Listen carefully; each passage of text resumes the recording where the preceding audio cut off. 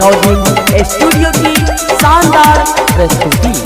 होली है भाई होली है पुराना मानो होली है होली है भाई होली है पुराना मानो होली है। आई बेर होली में गरदा उड़ैबो छोटी का बड़का पिचकारी लेके अइबो छोटी का बड़का पिचकारी लेके अइबो। आई बेर होली में गरदा उड़ैबो छोटी का बड़का पिचकारी लेके अइबो। ललका रगड़बोगे पियर का ये छौरी डालबो रंग दही ये गोरकी डालबो रंग ई ललकौआ रंग देबो चोली गे चमकौआ ये जानू डालबो रंग ई ललकौआ रंग देबो चोली गे चमकौआ चमकौआ।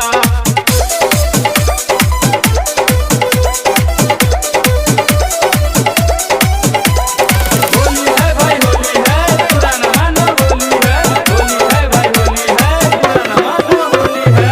RPR रिकॉर्डिंग स्टूडियो की शानदार प्रस्तुति। ललका पियर का आई रंग हम लइबो चोली में तोरा गे बहुते लगइबो अबीर मलबोगे लाल लाल करबोगे आई बेरा होली में मजा खूब लेबोगे मजा खूब लेबोगे। ललका पियर का हम रंग आई लइबो चोली में तोरा गे खूबे लगइबो ललका रगड़बोगे पियर का ये गोरकी सुने ये छोटी सुने रंग डालबो ललकौआ रंग देबो चोली गे चमकौआ पत्थर की सुने रंग डालबो ललकौआ रंग देबो चोली गे चमकौआ चमकौआ।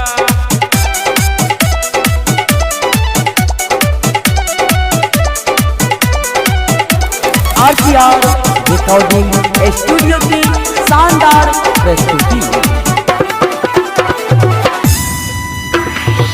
ओम प्रकाश लेके अइलो पिचकारी राज गंगेश रंग डालतो गारी पी के सब आयल छो पुराना से आयल छो देख के तोरा छौरा गे पगल हल छो छौरा गे पगल हल छो। अमर जीत लेके अइलो पिचकारी गायक गंगेश रंग डालतो गारी ललका रगड़बोगे पियर का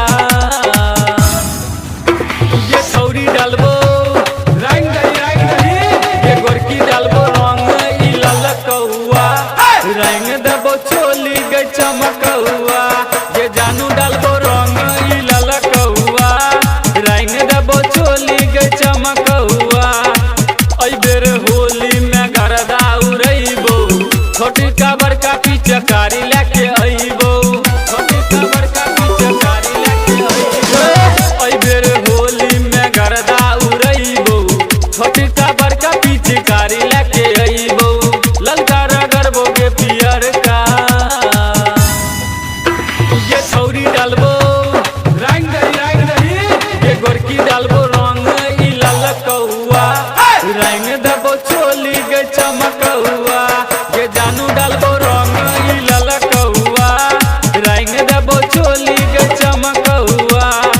RPR रिकॉर्डिंग स्टूडियो सर्दी सुंदरपुर।